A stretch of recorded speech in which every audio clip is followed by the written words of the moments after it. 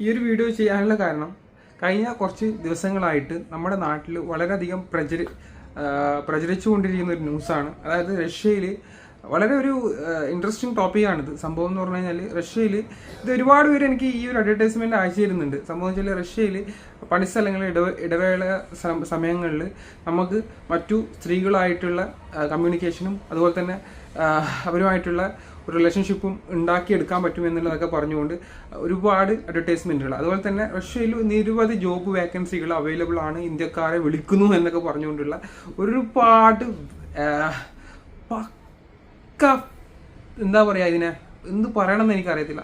അപ്പോൾ അതുമായിട്ട് ബന്ധപ്പെട്ടിട്ടുള്ള ചില കാര്യങ്ങളാണ് ഇന്നത്തെ വീഡിയോയിലൂടെ നിങ്ങളെ ഷെയർ ചെയ്യാൻ ആഗ്രഹിക്കുന്നത്. അപ്പോൾ എല്ലാവർക്കും മല്ലു റഷ്യ എന്ന പുതിയൊരു വീഡിയോയിലേക്ക് സ്വാഗതം.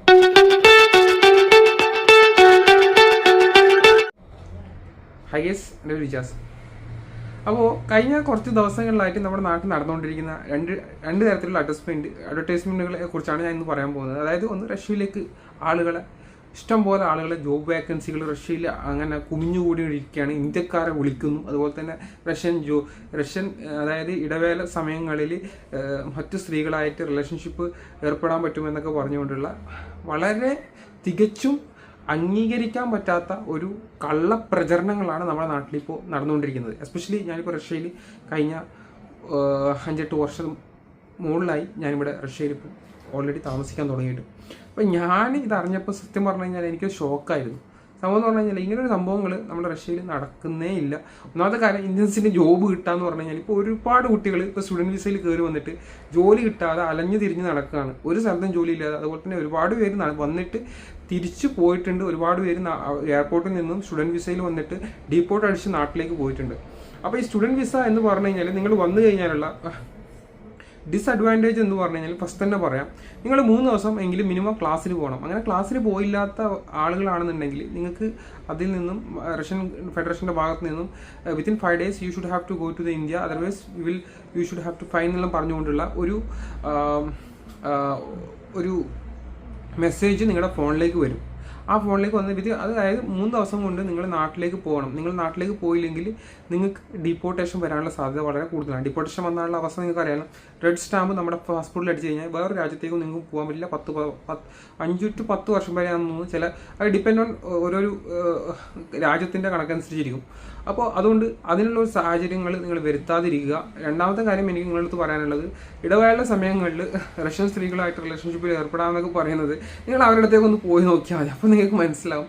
അത് കേട്ടിട്ട് കുറച്ച് നോർത്തിൽ നിന്നുള്ള കുറച്ച് ആൾക്കാർ ഇവിടെ വന്നിട്ട് അങ്ങനെയുള്ള സംഭവങ്ങൾ വളരെ ഈസിയാണ് ഇല്ലാത്ത കള്ള പ്രചരണങ്ങൾ പ്രചരിപ്പിച്ചിട്ട് നോർത്തിൽ നിന്ന് കുറച്ച് ആൾക്കാർ വന്നിട്ട് ഇങ്ങനെ അവരെ കയറി പിടിക്കാനൊക്കെ പോയി പ്രശ്നങ്ങളൊക്കെ ആയി. ഇപ്പോൾ അവർ ജയിലിലാണ്. 20 വർഷം 25 വർഷമൊക്കെ ജയിൽ ശിക്ഷ അനുഭവിച്ചുകൊണ്ടിരിക്കുകയാണ്.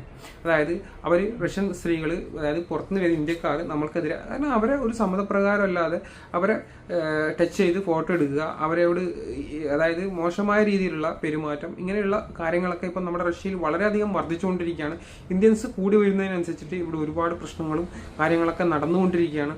അതുകൊണ്ട് തന്നെ നിങ്ങൾ ഇത് കേട്ടിട്ട് വളരെ എക്സൈറ്റ്മെൻ്റ് ആയിട്ട് പോയിട്ട് കണ്ട സ്ത്രീകളുടെ അടുത്തൊക്കെ പോയിട്ട് നിങ്ങൾ പോയിട്ട് എനിക്ക് ഇങ്ങനെ ഇഷ്ടമാണ്, എനിക്ക് അങ്ങനെയാണ് ഇങ്ങനെയാണെന്നൊക്കെ പോയിട്ട് പറയാൻ നിൽക്കണ്ട. അത് വളരെ വലിയ അബദ്ധത്തിലേക്ക് പോയി കൊണ്ടു ചാടും. അതുപോലെ തന്നെ ചെറിയ പെൺകുട്ടികളൊക്കെ, പ്രായപൂർത്തിയാത്ത പെൺകുട്ടികളൊക്കെ ഉണ്ടാവും. അപ്പോൾ അവരൊക്കെ വെച്ച് നിങ്ങൾ മൊബൈലിൽ മെസ്സേജും കാര്യങ്ങളൊക്കെ വരാണെങ്കിൽ അവരായിട്ട് കമ്മ്യൂണിക്കേഷനും കാര്യങ്ങളും ഒന്നും ചെയ്യാതിരിക്കുക. മാക്സിമം അത് അവോയ്ഡ് ചെയ്യാൻ ശ്രമിക്കുക. അത് ട്രാപ്പായിരിക്കും. നിങ്ങൾ ട്രാപ്പിൽ കൊടുക്കാൻ ഒരുപാട് പേര് ഡ്രഗ്സ് ഒക്കെ ഉപയോഗിച്ചിട്ട് ഇവിടെ ഒരുപാട് ആളുകൾ ഇപ്പോഴും ജയിൽ ശിക്ഷ അനുഭവിച്ചുകൊണ്ടിരിക്കുകയാണ്.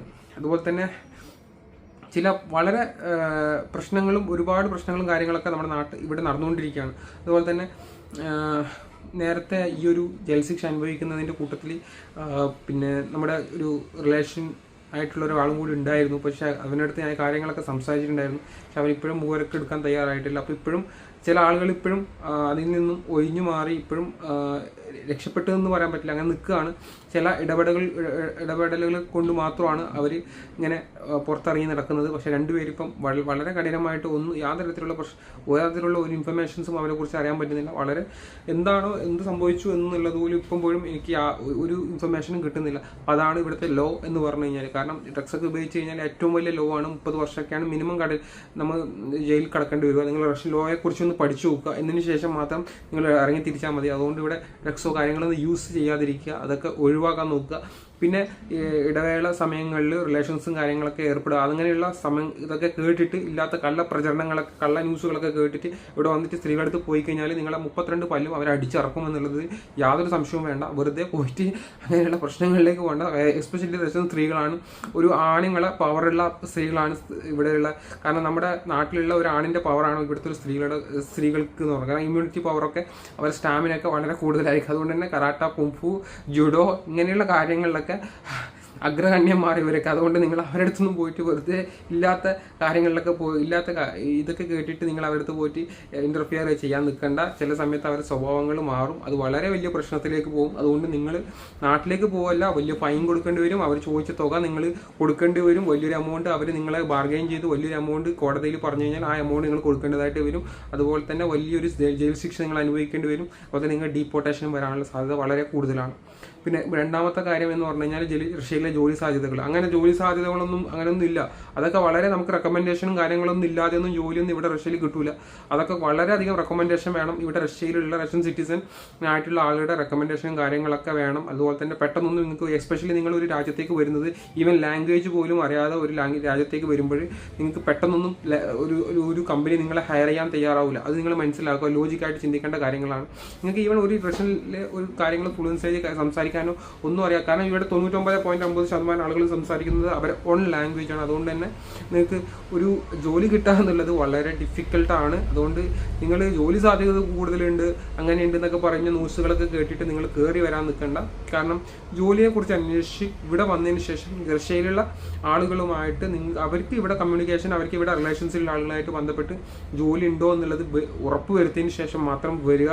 അല്ലെങ്കിൽ ഡീപ്പോർട്ടേഷൻ കാര്യങ്ങളൊക്കെ വരാനുള്ള സാധ്യത വളരെ കൂടുതലാണ്. കാരണം നിങ്ങൾ വരുന്ന സമയത്ത് നിങ്ങൾ സബ്മിഷൻ, കോൺട്രാക്ട്, ഇൻവിറ്റേഷൻ ഇങ്ങനെയുള്ള ഡോക്യുമെന്റുകളൊക്കെ നിങ്ങളെ കയ്യിൽ കരുതുക എന്നുള്ളതാണ്. കാരണം നിങ്ങൾക്ക് എന്തെങ്കിലും കാരണവശാൽ ഇതൊന്നും അവർ കാണിച്ചു കൊടുത്തില്ലെങ്കിൽ നിങ്ങളെ നാട്ടിലേക്ക് തിരിച്ചയക്കാനുള്ള സാധ്യത വളരെ കൂടുതലാണ്. മിക്കവാറും അവർ ഇതൊക്കെ ചോദിക്കും എയർപോർട്ടിൽ നിന്ന്. അപ്പം ഇങ്ങനെയുള്ള ഒരുപാട് ആളുകൾ ഇങ്ങനെയുള്ള വാഗ്ദാനങ്ങൾ വിശ്വസിച്ച് നാട്ടിൽ വന്നിട്ട് ഒരുപാട് നോർത്തിൽ നിന്നൊക്കെ ഒരുപാട് ആൾക്കാർ നാട്ടിലേക്ക് തിരിച്ചു പോയ സാഹചര്യങ്ങൾ ഉണ്ടായിട്ടുണ്ട്. അതുകൊണ്ടാണ് ഞങ്ങൾ വീണ്ടും ഓർമ്മപ്പെടുത്തുന്നത്. അപ്പം ഇങ്ങനെയുള്ള കള്ളപ്രചരണങ്ങളും കള്ള ന്യൂസുകളും കേട്ടിട്ട് ഇവിടെ കയറി വരാതിരിക്കാൻ ശ്രദ്ധിക്കുക എന്നുള്ളതാണ്. അതുകൊണ്ട് തന്നെ നിങ്ങൾ ഒരുപാട് ആളുകൾ ഇങ്ങനെയുള്ള ചതിക്കുഴിയിൽ വന്ന് പെടുന്നുണ്ട്. അതുകൊണ്ടാണ് ഞാൻ ഈ ഒരു വീഡിയോ ചെയ്യുന്നത്. അപ്പോൾ വീഡിയോ ഇഷ്ടപ്പെടുകയാണെങ്കിൽ ലൈക്ക് ചെയ്യുക, ഷെയർ ചെയ്യുക, സബ്സ്ക്രൈബ് ചെയ്യുക. ഇങ്ങനെയുള്ള നല്ല ഇൻഫോർമേറ്റീവ് ആയിട്ടുള്ള വീഡിയോ ആയി കാണുന്നവരെല്ലാവർക്കും ഗുഡ് ബൈ.